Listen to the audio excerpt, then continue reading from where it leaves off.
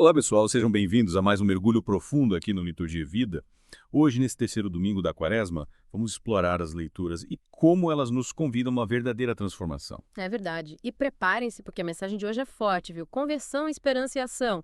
E vamos combinar esses temas que são super relevantes para nossa vida em qualquer época, né? Com certeza. E o mais legal é ver quando esses textos antigos, mesmo depois de tanto tempo, ainda conseguem dialogar com a gente. A gente começa com Moisés e a sarça ardente lá em Êxodo, capítulo 3, versículos de 1 a 8 e de 3 a 15. Que cena impactante, hein? Deus se revelando, prometendo libertar o povo do Egito. Uma imagem muito poderosa de um Deus que se coloca ao lado do seu povo, ouve o clamor dos que sofrem e se dispõe a agir e mudar a história.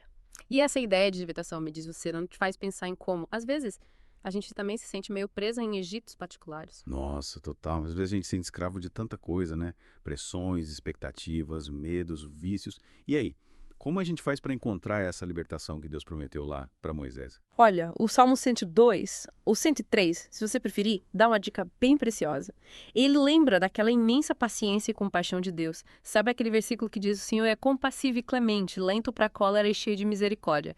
É disso que a gente está falando. Deus nos conhece, sabe das nossas fragilidades e está sempre pronto para perdoar e acolher a gente de volta. Que alívio saber disso, né? Porque, sejamos sinceros, quem nunca se sentiu desanimado pensando, tipo, ah, não tem jeito, errei demais, mas Deus tá ali de braços abertos esperando te voltar para Ele. E essa volta para Deus, essa mudança interior que a gente chama de conversão, é urgente. Não porque Deus vai nos castigar se a gente demorar, mas porque a vida é um sopro, né? E a gente precisa aproveitar cada instante para viver em plenitude para dar frutos. Falando em frutos, chegamos na parábola da figueira, em Lucas 13, versículos de 1 a 9. O dono da figueira já está cansado de esperar, quer cortar ela porque não produz nada, mas o agricultor pede mais tempo, diz que vai cuidar dela com carinho. E aí a gente vê, mais uma vez, a misericórdia de Deus em ação. Ele nos dá tempo, dá chances, oferece os recursos para a gente florescer. Mas também nos alerta, através da parábola, que essa paciência não é infinita, né? Temos que nos mexer, fazer a nossa parte. É como se Deus dissesse: olha, meu filho, eu tô aqui do seu lado, te dando todo apoio. Mas você precisa se esforçar, precisa querer mudar, colaborar comigo nessa obra de transformação, sabe? E você, o que te chama mais atenção nessa parábola? O que te faz pensar? O que me toca é a atitude do agricultor, que insiste em cuidar da figueira, mesmo ela sem dar frutos. Ele acredita no potencial dela, acredita que ela pode mudar. Acho que Deus tem essa mesma esperança com cada um de nós, sabe?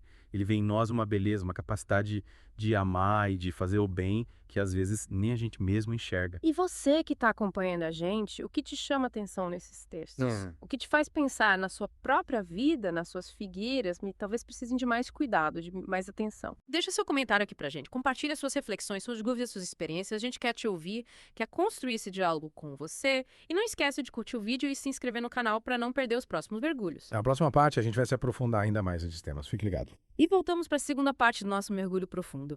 A gente já explorou a história de Moisés, a parábola da figueira, e agora o que você acha de se aprofundar no Salmo 102? Ele é como um hino à misericórdia divina, sabe? Uma poesia que enche a gente de esperança e conforto. É verdade. Sabe o que me chama a atenção nesse salmo? É como o salmista meio que nos convida a olhar para trás e reconhecer tudo de bom que Deus já fez por nós, sabe? É como se ele dissesse: ei, lembra de todas as vezes que você se sentiu perdido, aflito, e Deus te amparou, te guiou, te deu forças para continuar. Exatamente. É como se a gente fizesse uma retrospectiva da nossa vida e visse a mão de Deus agindo em cada detalhe. E essa lembrança, essa gratidão por tudo que a gente já recebeu, nos ajuda a confiar mais em Deus, a se entregar aos cuidados dele. Mesmo quando a gente não entende o que está acontecendo, mesmo quando a vida parece difícil demais. Tem uma parte do Salmo que mexe muito comigo, que é quando ele compara a nossa vida com a erva que seca, a flor que murcha. Nossa, é forte, né? Como se ele lembrasse a gente da nossa fragilidade, de que a gente não é nada sem Deus. E essa consciência da nossa fragilidade, por mais paradoxal que pareça, é libertadora. Porque ela meio que nos impulsiona a buscar Deus com mais intensidade, a se apegar à sua misericórdia, a reconhecer que só nele a gente encontra a verdadeira segurança, a verdadeira paz. E a Quaresma, né? Esse tempo que a gente está vivendo agora é um convite para essa busca, para esse aprofundamento da nossa relação com Deus. Tempo de oração, de jejum, de caridade, de olhar para dentro e ver o que precisa ser transformado. É um tempo, né, de abrir mão daquilo que impede a gente de amar a Deus de todo o coração, de toda a alma, de todas as forças. É tempo de desapegar do que não faz bem pra gente, do que nos afasta do caminho do bem. E quando a gente fala em se aproximar de Deus, em se converter, pode dar um medinho, né? Parece algo difícil, complicado. Mas o Salmo 102 mostra um Deus de amor, de compaixão, que está sempre pronto para perdoar. É como se Deus sussurrasse no nosso ouvido: Filho, não tenha medo de voltar para mim. Eu te espero de braços abertos, pronto para te acolher, te perdoar, te renovar. E a quaresma é esse tempo de graça, de recomeço, de reconciliação com Deus. E a confissão, sabe? É um sacramento tão poderoso nesse tempo de Quaresma. É a chance da gente se livrar de tudo aquilo que pesa na consciência, de receber o perdão de Deus de uma forma mais concreta, de recomeçar a vida com mais leveza, com mais paz. É verdade. Na confissão, a gente experimenta a misericórdia de Deus de uma forma única, sabe? É como se a gente lavasse a alma, se sentisse renovado, pronto para recomeçar.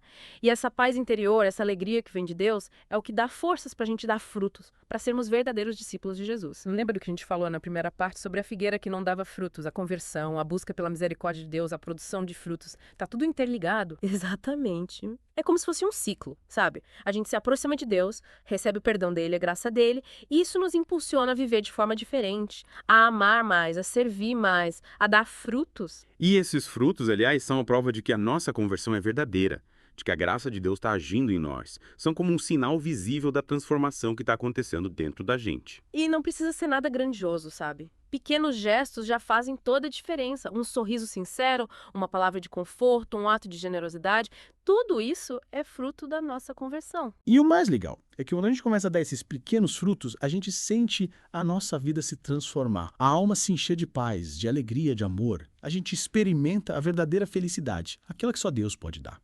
Então a gente pode dizer que a conversão não é um peso, uma obrigação, mas sim um caminho de felicidade, de plenitude e de realização. Com certeza. É um caminho que a gente percorre com a ajuda de Deus, com a certeza de que Ele está sempre ao nosso lado, nos guiando, nos protegendo, nos amando incondicionalmente. E você que está acompanhando a gente nessa jornada, o que você tem feito para cultivar essa relação com Deus? Que frutos você tem se esforçado para dar nesse tempo de Quaresma? Compartilha com a gente nos comentários. E continua acompanhando o nosso mergulho profundo, porque na próxima parte a gente vai aprofundar ainda mais a nossa reflexão sobre a urgência da conversão e a importância de darmos frutos. E a gente te espera lá. Chegamos na parte final do nosso mergulho profundo nesse terceiro domingo da Quaresma, hein?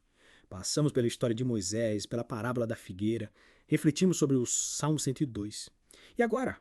É o momento da gente conectar tudo isso com a nossa vida, com o nosso dia a dia. É isso aí, afinal não adianta nada a gente se aprofundar nas escrituras se a mensagem não tocar o nosso coração e transformar nosso jeito de ser, de viver no mundo, né? E essa transformação, ela começa, né, com a decisão da gente se converter, de mudar de rumo, de se aproximar de Deus. E as leituras de hoje deixam isso bem claro. Essa conversão é urgente, a gente não pode ficar adiando.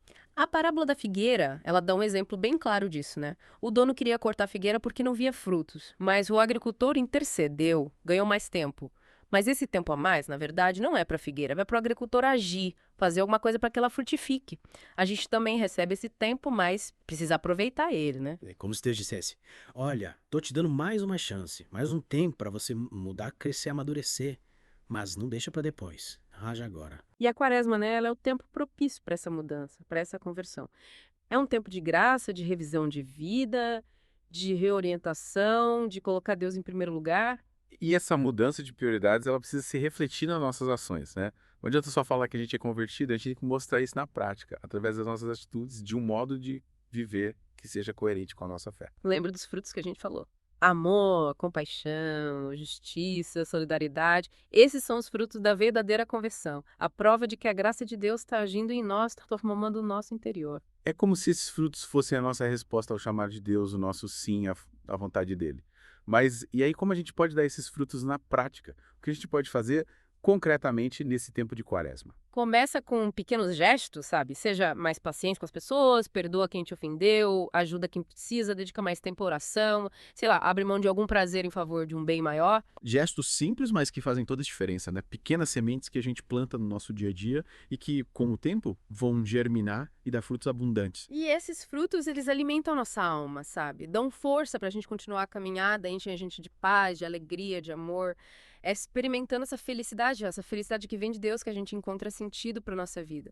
Então, a gente pode dizer que a conversão não é um peso, não é uma obrigação, mas sim um caminho de felicidade, de plenitude, de realização. Com certeza. É um caminho que a gente percorre com a ajuda de Deus, com a certeza de que Ele está sempre do nosso lado, nos guiando, nos protegendo, nos amando incondicionalmente. Que esse tempo de Quaresma seja, para cada um de nós, um tempo de profunda conversão, Um tempo de busca sincera pela misericórdia de Deus e de produção de frutos abundante. Que a gente passa a viver a quaresma não como um fardo, sabe? Mas como uma oportunidade de se aproximar de Deus e se transformar interiormente e de fazer a diferença no mundo. E que, no final dessa jornada, a gente possa celebrar a Páscoa com o coração renovado, cheios de alegria pela ressurreição de Jesus.